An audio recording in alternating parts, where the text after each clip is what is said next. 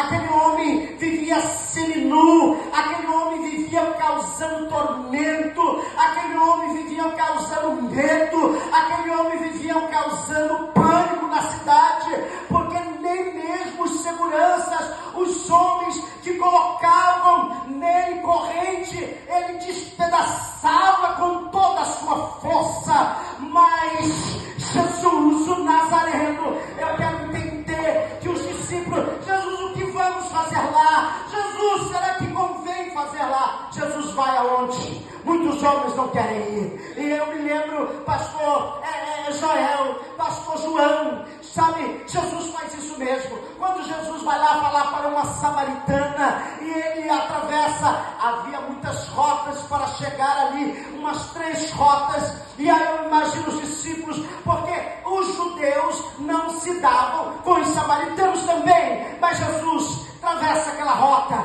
Jesus chega, começa a dialogar com aquela mulher, o horário, já Jesus cansado, os discípulos preocupados com a comida, e eles vão para a cidade, e enquanto Jesus começa ali a dialogar com aquela mulher, trazer uma revelação do céu, e as suas vendas, e que estavam nos seus olhos começa a cair, e ela começa a sentir no diálogo, que aquele homem que estava falando com ela, era um homem, era um profeta. Tu és profeta. Oh, irmãos, que coisa gloriosa, porque quando Jesus chega, algo extraordinário acontece, e a Bíblia diz que Jesus deixa a Judeia, retirando-se para outra parte da Galileia, e era necessário passar aonde? Passar em Samaria. Jesus, o Deus forte, o Pai da eternidade, estava ali à fonte de Jacó, criada pelo Senhor. Jesus, cansado da viagem,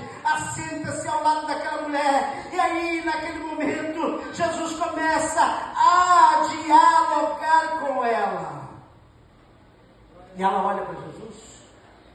Eu imagino Jesus: ei, tudo bem? Como é que tá? Eu vim trazer uma palavra para você. Pede água, queria beber desta água. Então disse a mulher: como sendo tu judeus, pede de beber a mim, que sou mulher samaritana, porque os judeus não se dão com os samaritanos. Replicou Jesus: se tu conheceres o dom de Deus, e quem é que te pede desta água de beber, eu te daria, e ele daria água viva. E aí começa a replicar, um ao outro começa a conversar, e Jesus afirmou: Jesus, quem beber desta água nunca mais tornará a ter sede. E ela começou a se interessar por esta água. Hoje tem água de Deus nesta casa, hoje tem água de Deus nesta casa, e Jesus começa, que aquela mulher se rende aos pés de Jesus, e aí imediatamente ela sai, vai para a cidade.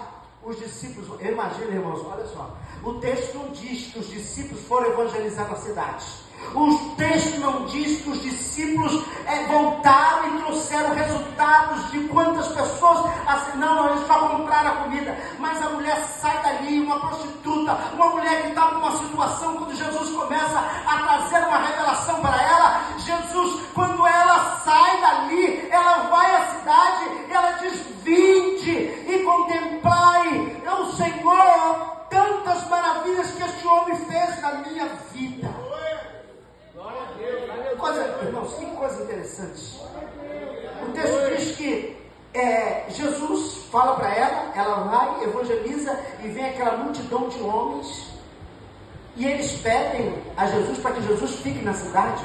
E Jesus ficou 2 dias, diga comigo, 2 dias. 2 dias Jesus, a Bíblia diz que ela deixou o seu cântaro, algo de grande importância, de valioso. Não, ela deixou ali de lado. Não, peraí. O versículo de número 21, deixou o cântaro, foi à cidade e disse àqueles homens: vinde comigo e vede um homem que me disse tudo quanto tenho feito. Será que porventura é o Cristo? E saíram, pois, da cidade e vieram a ter com ele.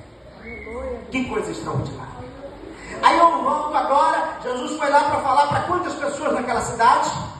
Quantas? Não ouvi. Quantas? Lá em Samaria, Jesus foi falar para quantas pessoas? Uma pessoa. Somente para uma pessoa. E essa mulher, ela foi passou a ser naquele momento uma missionária, uma porta-voz do Evangelho. Aí agora Jesus vai lá para a cidade chamada Gerazeno, ou seja, a cidade de Gadara.